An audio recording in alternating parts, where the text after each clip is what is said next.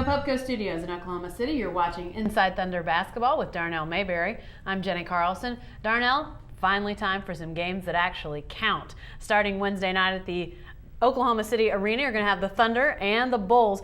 There's been a lot of talk about this team in the preseason, how everybody just loves the direction the Thunder's heading. You've seen these guys as much as anybody in the last couple of years.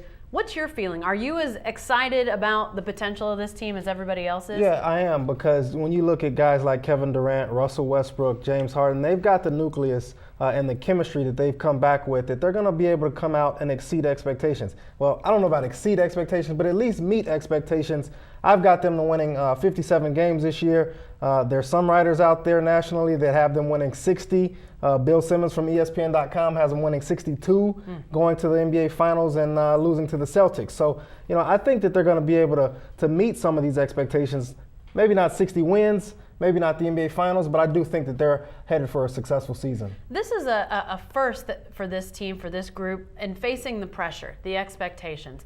How do you see them handling that? Because like last year, playoffs, that was a first experience. How do you see these guys now handling these expectations that are out there? Well, I think they're gonna fare well with these expectations. If you look at how mature this team is, when they win, it's not a big deal for these guys. When they lose, they sort of are able to get over it and move on to the next game. So those things give me confidence and optimism that these guys are ready to handle some adversity, handle being sort of the hunted now and having that target on their back. So you got a guy who led the league in scoring in Kevin Durant. Russell Westbrook could be an all-star this year.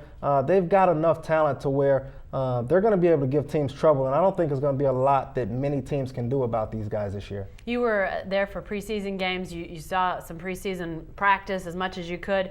What's your feeling about this team going into the season? I mean, are there any surprises that are hiding out there? Are there any negatives that you think might rear their ugly heads as you've assessed the preseason? What are your thoughts about that? Well, the injuries is one thing that concerns me this preseason. You have Nick Carlson, who is yet to practice with the team. He's basically turned into a swimmer.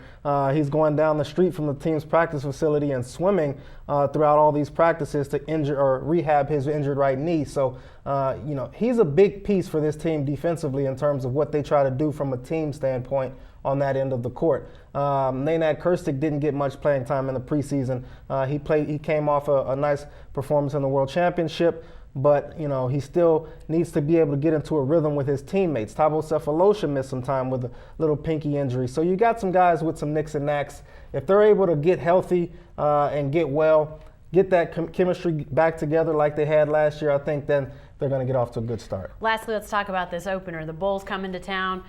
Any opener is big. It's fun. There's a lot of energy, but this is a pretty good matchup between Derrick Rose, Russell Westbrook, two teams that are a team that really emerged last year, and another team that a lot of people like. Talk about this matchup Wednesday night. Yeah, it's one of the most exciting games that's going to be played in the Oklahoma City Arena this year. The Chicago Bulls had a heck of an offseason. They've added 6 or 7 new players. The biggest, of course, Carlos Boozer, will not play Wednesday night because of a right hand injury. He broke his hand in the offseason that required surgery. But still, the Bulls have a lot of firepower with Derrick Rose, as you mentioned, Luol Deng, Joakim Noah, Taj Gibson, a lot of guys that they've really can depend on. So it's going to be some good matchups throughout the court. And the Thunder, the thing that they want to do is come out and set the tone defensively, keep the Bulls from doing what they want to do offensively. And if they do that, I think the Thunder can win this home opener. All right. Thanks, Darnell.